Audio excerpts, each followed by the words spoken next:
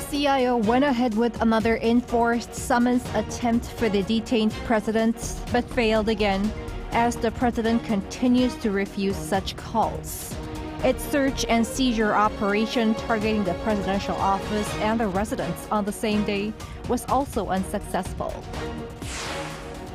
The number of births in November posted the highest growth in 14 years, raising hope amid a chronically low birth rate. On his second day in office, U.S. President Donald Trump says he is considering a 10% tariff on China starting February, blaming the inflow of fentanyl into America. It's January 22nd, 8 p.m. in Seoul. This is Newscenter. Thank you for joining us. I'm Yoon. We start at the Seoul Detention Center, where President Yoon continues to refuse to take part in questioning sessions led by anti-corruption investigators. We have our Lee Soo-jin standing by. Soo-jin, I understand a third attempt was made to take him in by investigators to no end. Right, the CIO moved forward with another 4 summons today, and this marks the third such attempt. And just like you said, the CIO announced hours earlier that this third attempt also ended unsuccessfully. A CIO vehicle was seen entering the main gates of the Seoul Detention Center, where I'm currently at 10:20 a.m. today.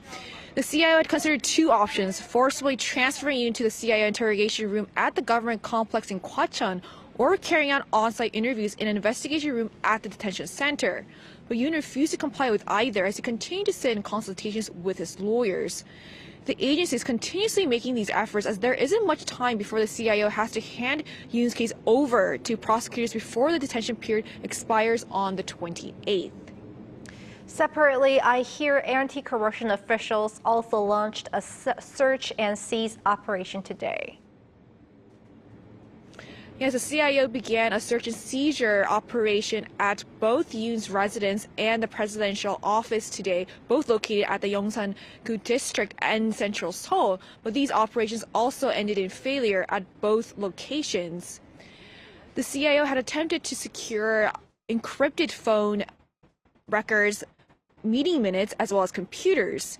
Yoon is currently facing allegations using an encrypted phone to order top police and military officials to command troops to remove lawmakers from the National Assembly during his brief imposition of martial law.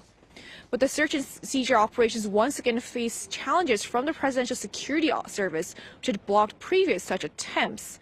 The CIO announced that the Presidential Security Service decided to not approve the execution of the search warrants for the presidential office at around 3 p.m. And the CIO suspended the execution of the warrant at the president's residence at around 4:50 p.m. And what has been the response from the president's side? So Yoon's lawyers have steadfastly maintained their stance of refusing to comply with CIO investigations. They have said that as they plan to attend all the impeachment hearings, including the one that's happening tomorrow, they needed time to prepare. His team also added that as they will say all that needs to be said at these hearings and call these attempts, quote, a violation of human rights. Here's what an expert I talked to today said on the refusal to comply with the CIO investigations. I believe President Yoon is avoiding CIO investigations for 3 reasons: to rally his supporters, to delay the investigation process, and to delay the impeachment trial. That's all I have. Back to you, Changmin. Since the president's martial law declaration almost 2 months ago, tensions and feud have only grown within the political circles. To delve deeper into the standoff, let's turn to our political correspondent, Shin Ha-young. Ha-young, the first hearing of the National Assembly's Special Committee to investigate the Yoon administration's alleged insurrection plan took place today. What were the takeaways? Well, the first thing that we need to take a look at is the issuance of orders to bring key officials, including President Yoon, to the hearings as witnesses. And President Yoon and former Defense Minister Kim Yong-hyun, who were requested to appear at the National Assembly to answer lawmakers' questions, did not show up to the hearing today. And in response, the opposition-led committee issued orders to bring Yoon and 6 other military officials to the Assembly as witnesses. We are issuing an order for 7 witnesses, including Yoon Suk-yeol. Please carry them out. The ruling People Power Party criticized the opposition for trying to embarrass the president. Prime Minister Han Duck-soo and former Interior Minister Lee Sang-min attended the hearing, but Lee continued to refuse to answer questions. And at the hearing, the opposition focused on verifying allegations that President Yoon denied during yesterday's impeachment trial, while the ruling party argued that the CIO's insurrection investigation and Yoon's detention were unlawful. Take a listen. Without legal grounds, how can the CIO conduct illegal investigations and claim the Presidential Security Service acted unlawfully? Deputy Chief, you should respond firmly. And as we just saw, President Yoon refuses investigations, but he did attend his impeachment trial yesterday at the Constitutional Court. What could have been the reasons behind this? Well, first of all, it was an unprecedented moment as Yoon became the first president to attend his own impeachment trial. And previously, Yoon had said he would attend the trial but skip the first 2 hearings, citing security and protocol reasons. And experts say that there were concerns he could be arrested upon arrival, as an outstanding warrant hadn't been executed at that time. However, the situation changed after another arrest warrant seeking a longer period of detention was issued. And unlike other investigations, impeachment hearings are public, and by attending, Yoon seems to want to show his supporters he's strong, while also emphasizing the unfairness of the impeachment. And some even interpret this as an attempt to sway public opinion. And as Yoon's legal team stated, the president will attend the hearing at the Constitutional Court again tomorrow, so this is another point to watch for on Thursday. And lawmakers are clashing over a bill for a special investigation into the president's brief imposition of martial law. How has the situation been unfolding? Well, all eyes were on whether there would be room for negotiations over the bill, but the political strife only intensified. An opposition-led revised bill to launch a special counsel investigation into President Yoon's short-lived imposition of martial law was passed by a National Assembly plenary session on Friday. And this came after rival party floor leaders failed to reach an agreement on the bill during negotiations. And instead, the DP revised its own version of the bill and brought it to a vote. The bill that passed excludes allegations of inducement of foreign aggression and focuses on 6 specific allegations compared to the 11 outlined in the original version. And instead, the DP added a provision allowing the special counsel to investigate so-called related cases, not just Yoon's declaration of martial law. And regarding this, the ruling party opposed the revised bill, arguing that its vague provisions could allow investigations into accusations not originally listed, including those previously removed. And one factor we also need to take a close look at is that the investigation appears to be losing momentum after Yoon transitioned from a temporary detainee to a criminal suspect on insurrection charges. So since overlapping investigations are not allowed, the special prosecutor would be unable to charge Yoon with insurrection. And the PPP argues that the bill is unnecessary because most key figures, including President Yoon, have already been arrested or indicted.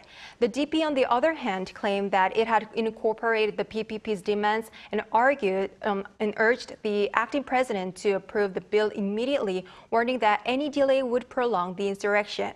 And acting President Choi Sang-mok has until February 2nd to either approve or reject a bill, and if rejected, it will be returned to the Assembly for a revote. And he is expected to decide after the Lunar New Year holiday or Seollal.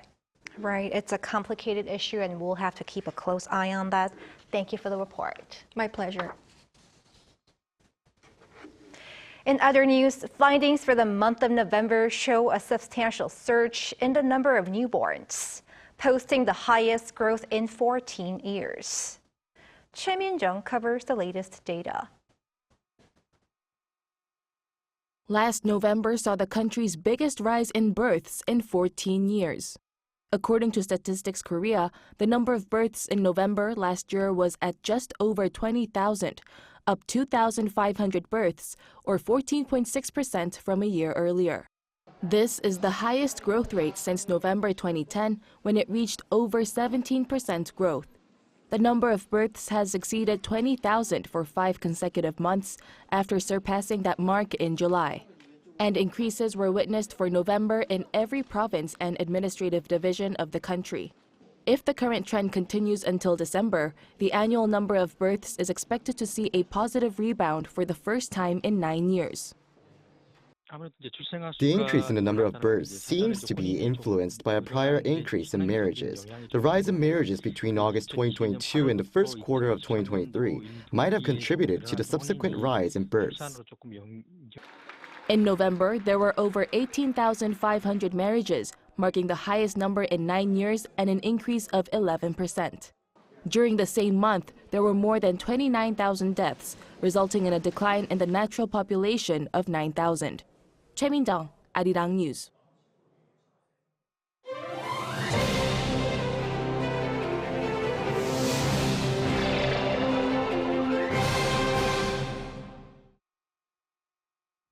Over in the U.S., President Trump says he is considering a 10% tariff on China starting February, seen as part of his effort to, quote, put America first. Our Kim Bo-kyung tells us more. U.S. President Donald Trump continues to threaten other countries with tariffs, this time targeting China. On Tuesday at the Oval Office, Trump said he is considering a 10% tariff on China, starting as early as February 1st, citing that too much fentanyl is coming into the U.S. from China via Mexico and Canada.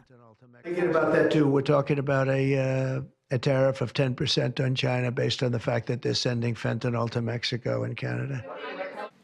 This comes after Trump on Monday threatened 25% tariffs on Mexico and Canada, accusing them of allowing undocumented migrants and drugs to come into the U.S.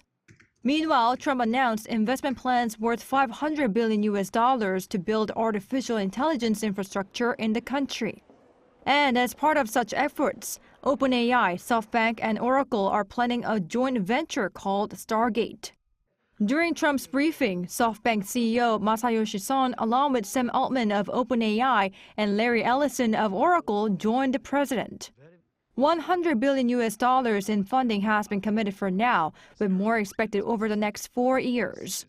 Ellison said 10 data centers for the project are under construction in Texas, with more to come in other states.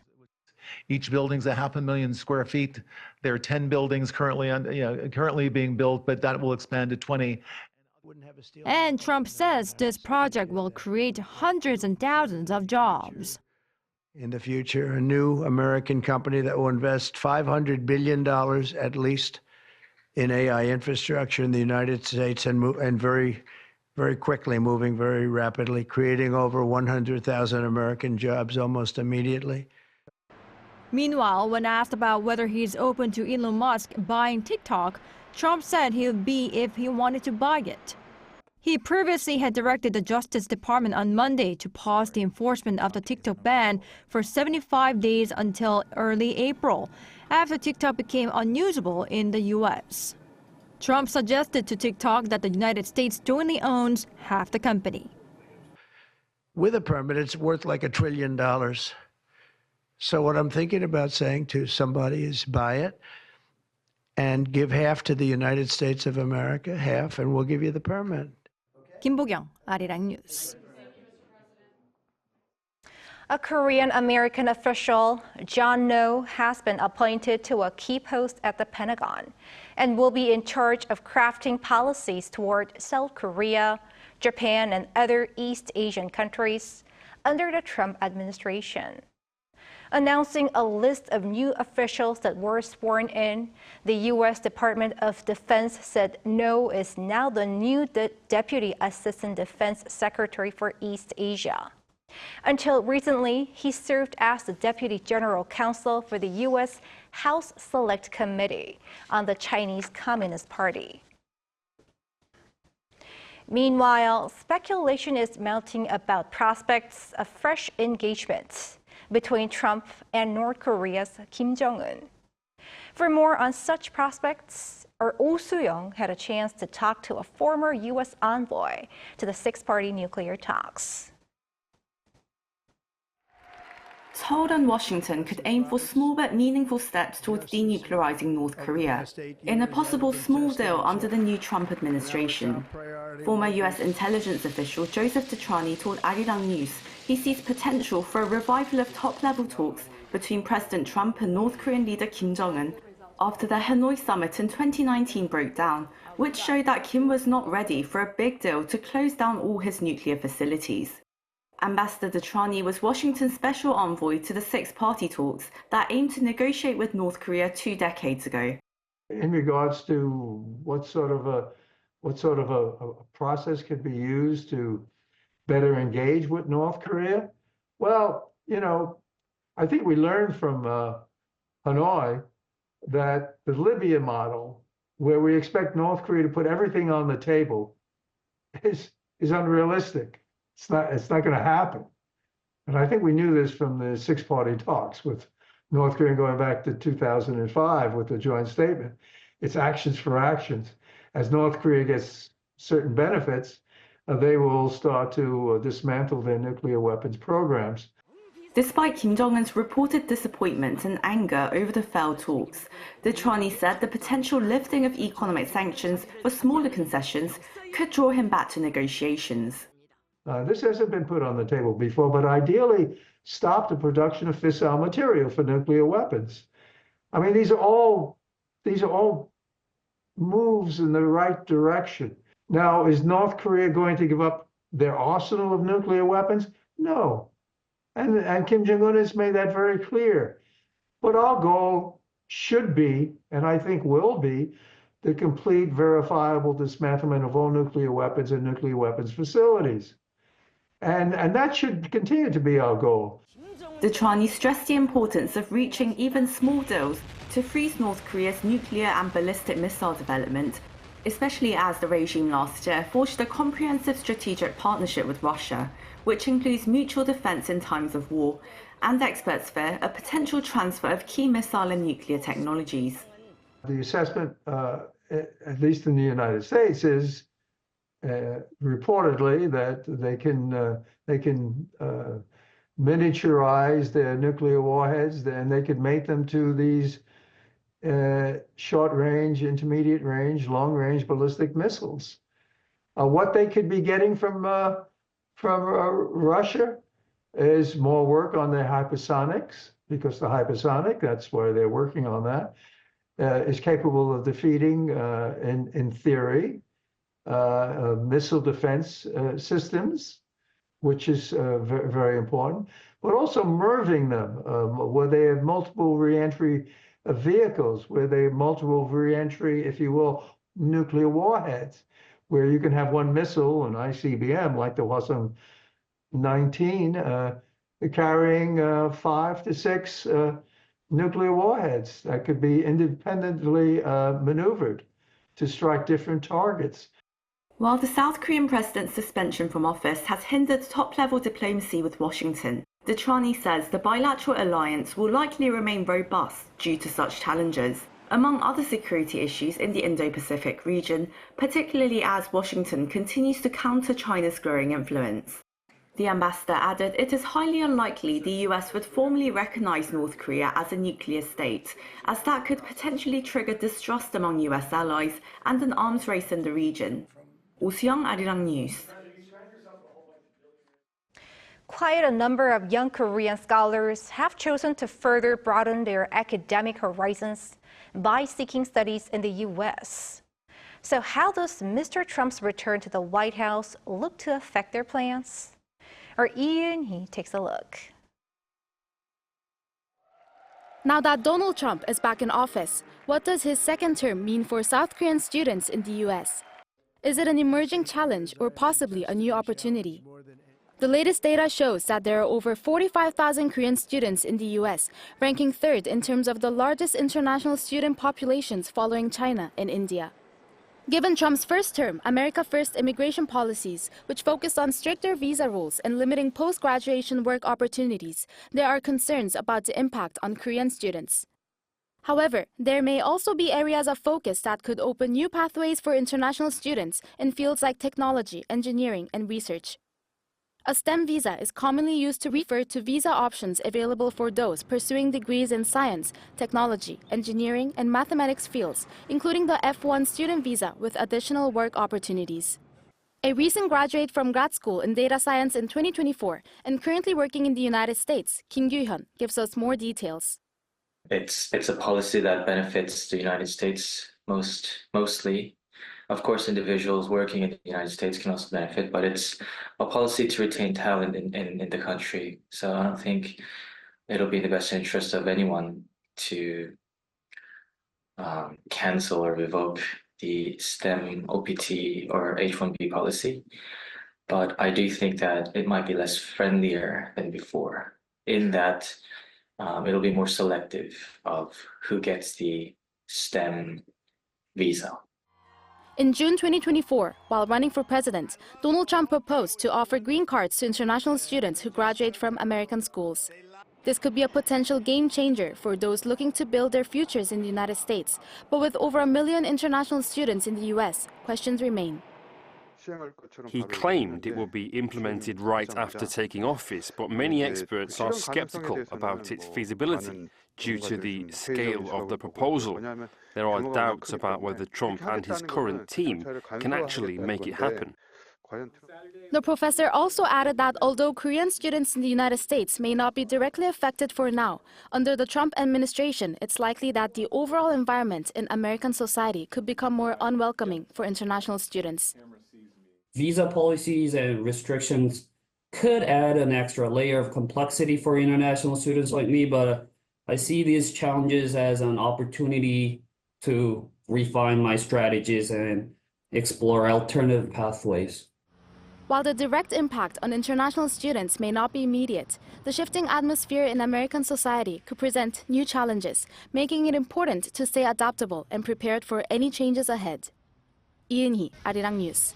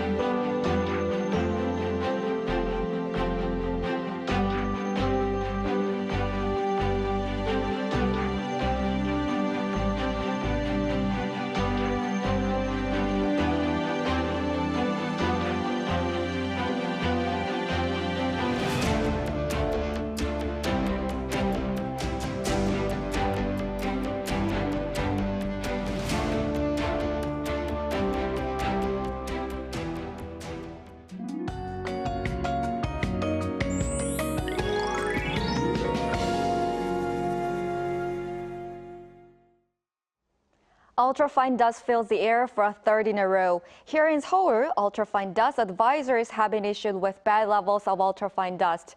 As more fine dust from overseas gradually flows in, the air quality is expected to worsen. In this milder weather, fine dust will continue until the weekend all over the country. Dust will fill the skies in most areas with bad levels of ultrafine dust tomorrow. Please make sure to wear a protective mask when you go out. Tomorrow morning, Seoul and Gyeongju will start off at -2 degrees Celsius, Daegu at -1 degree. Daily highs will move up to 7 degrees in Seoul and Chuncheon. Daejeon will reach 10 degrees. There's more rain or snow forecast between Friday night and Saturday along the East Coast. That's all for Korea. Here are the weather conditions around the world.